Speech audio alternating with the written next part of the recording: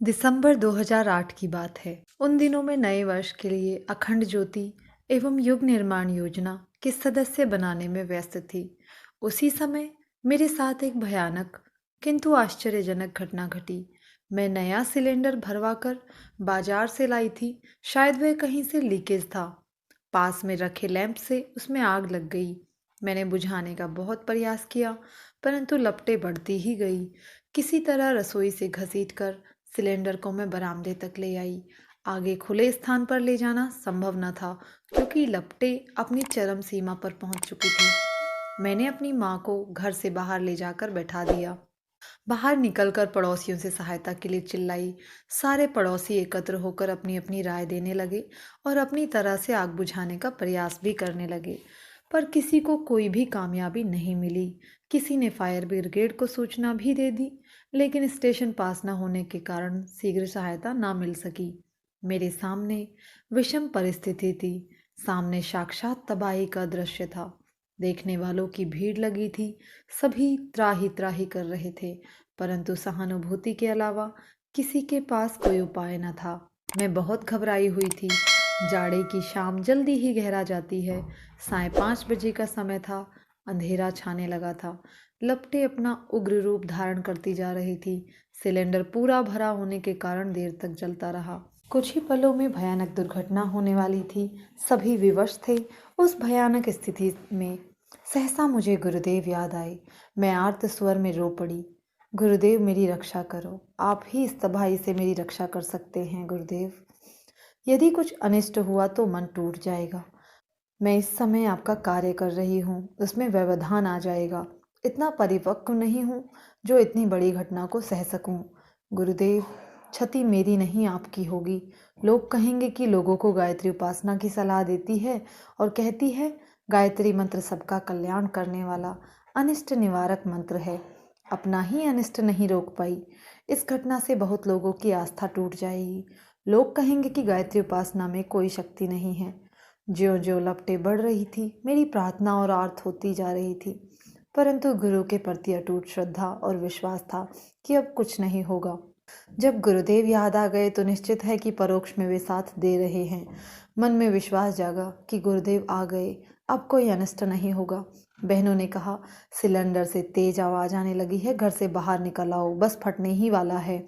घर की छत उड़ जाएगी, दरवाजे दीवारें गिर जाएंगे, बड़ा भयानक विस्फोट होगा, सामान का नुकसान हो जाएगा। कोई बात नहीं, जान तो बच जाएगी ना। लेकिन पता नहीं क्यों मुझे यह आभास हो रहा था कि मेरी करुण पुकार सुनकर मेरे गुरुदेव आ गए हैं। अब कुछ नहीं होगा। मैंने उनसे यही बात कही भी थी। भीड़ से कुछ लोग व्यंग्यात्मक हंसी हंसकर बोले, यह विज्ञान का सत्य है कि सिलेंडर फटेगा तो दीवार दरवाजे टूट जाएंगे, भयानक हादसा होगा। विज्ञान के नियमों में कच्ची श्रद्धा न रखो। इसमें तुम्हारे गुरु क्या कर पाएंगे भला। मेरा मन शांत था, जैसे सब कुछ सामान्य हो। सहसा मेरे मन में विचार आया, जैसे किसी ने आदेश दिया हो कि तुम गायत्री मंत्र का जप शुरू करो। मैंने तुरंत आंखें बंद करके जप शुरू कर दिया। मेरे इस क्रियाकलाप को सभी देख रहे थे और यह कह रहे थे कि मानती नहीं है, अंधी श्रद्धा भक्ति इसको ले डूबेगी। एक बुजुर्ग हितैषी बाहर ले जाने के लिए मेरा हाथ पकड़कर घसीटने लगे। मैंने कहा, मामा जी चिंता ना करें, मेरा मन शांत है। यहाँ पर अदृश्य में गुरुदेव उपस्थित हैं। अब मुझे चिंता करने की आवश्यकता नहीं है।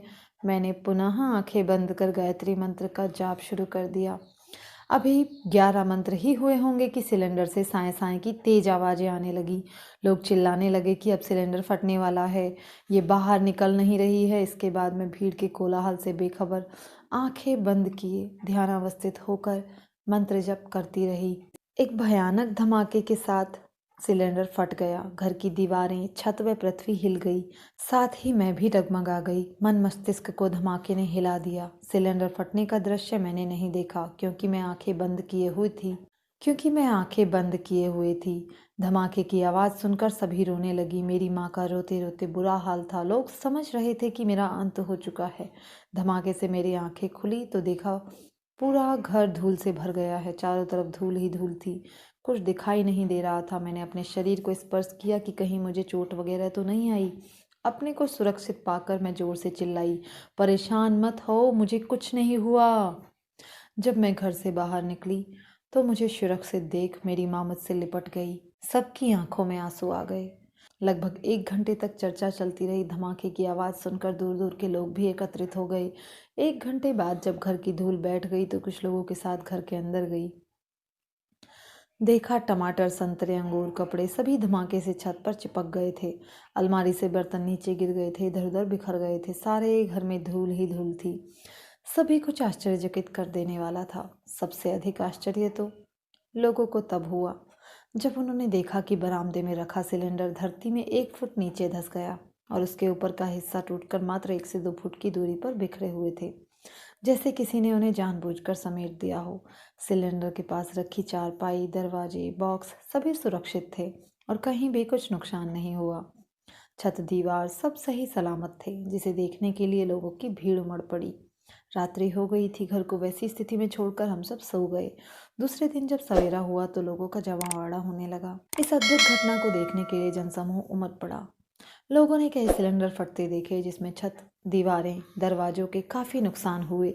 सिलेंडर को जमीन में धंसते किसी ने नहीं देखा था। सभी लोग कह रहे थे कि यह अद्भुत लीला तो सर्वोच्च सत्ता की ही हो सकती है, जो असंभव को संभव कर दे। यह तो विज्ञान को अध्यात्म की जबरदस्त चुनौती है।